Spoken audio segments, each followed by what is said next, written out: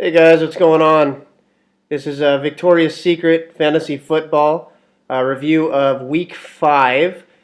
Sorry it took me so long to get the videos up. Just been a little sick, a little under the weather the past couple weeks. So I'm trying to get both videos out today for Week 5 and Week 6.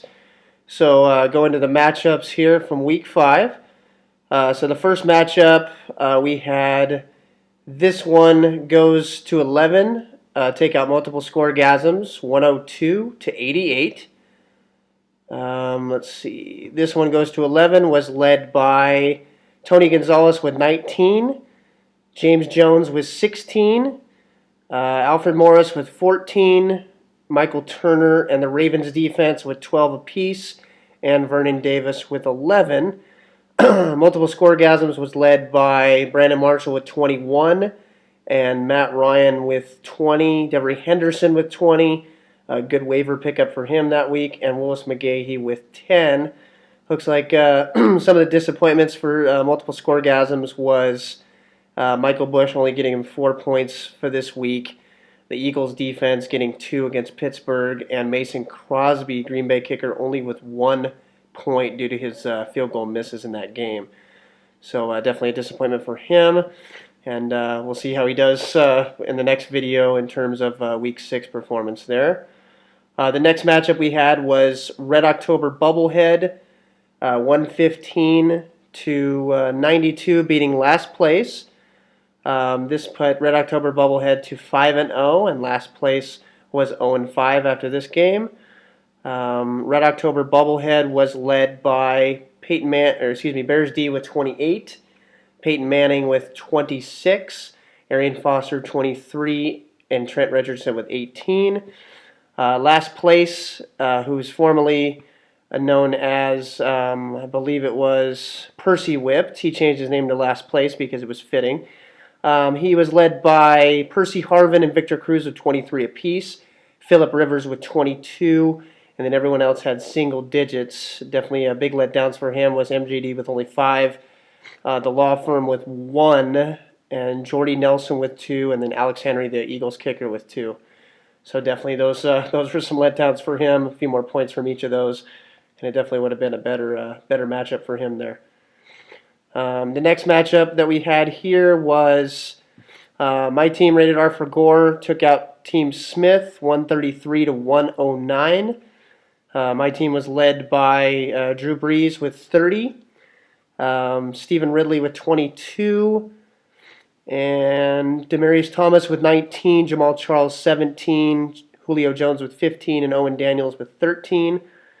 Team Smith was led by Reggie Wayne with 28, Frank Gore 17, Frank Gore and Wes Welker with 17 apiece, Big Ben with 13, Malcolm Floyd 11, and the Bengals D with 10.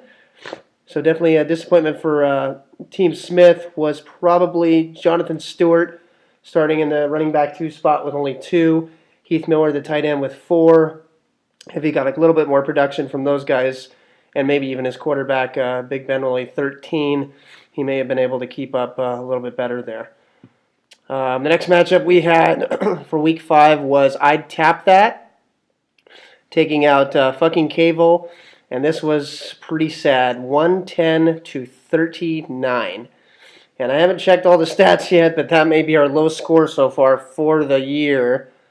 I'd Tap That was led by Marcus Colston with the 3 touchdowns, 32 points for him. Seahawks D with 14, Matt Forte with 13, AJ Green with 12, Andy Dalton and Robbie Gould with 11 apiece. And fucking Cable had 2 guys with double digits, LaShawn McCoy with 13, and the 49ers D with 11, and just let down by his entire team this week. Flacco with 6, D'Angelo Williams with a 0, Jimmy Graham with a 0, and then 1 from Mike Wallace, Torrey Smith with 3, Darren Sproles with 2, and Matt Prater with 3. So just really a overall letdown for his team. Didn't even give him a chance to compete there. The last matchup for Week 5 that we had was Grinding Axes taking out Clear Eyes Full Hearts, 106 to 64. And Grinding Axes was led by Ahmad Bradshaw with 29 with his 200 yards rushing. Ryan Matthews with 19, Tom Brady with 18, and Adam Vinatieri with 11. Clear Eyes Full Hearts only had 2 guys in double digits, same as fucking Cable.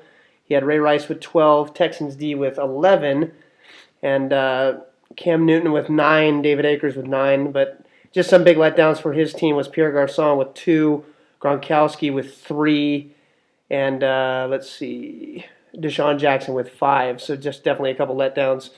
And it's hard to be competitive when you only have 2 guys in double digits. So hold on one sec.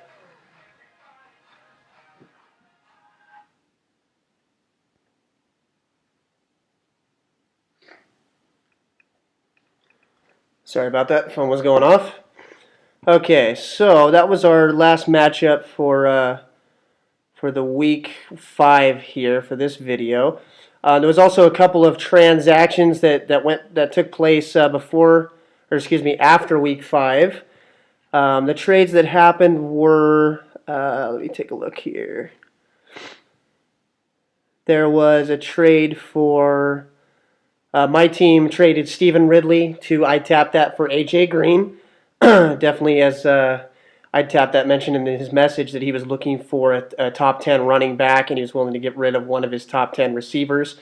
So we definitely made that work after Ridley had his great week with 22. And then also I made another trade, trading Julio Jones to Multiple Scoregasms for Brandon Marshall. I knew Multiple Scoregasms wanted that player because Matt Ryan is his quarterback. He definitely wanted his receiver to match up with that, and was willing to part with Marshall for that deal. So as we'll see in the next video for week 6, we'll see how that one played out. Those 2 trades there. I put up a little poll to see who you guys thought got the better end of the deal, and it looks like 3 people said that I got the better end of the deal for the trades. So time will see. Overall, this is a whole season, not just a week by week thing, but it's definitely for a whole season. So we'll see how that plays out. So I'm going to wrap up this message for week 5, and I'll definitely post up another message for week 6, and we'll definitely get into the matchups there, and we'll go from there. Thanks.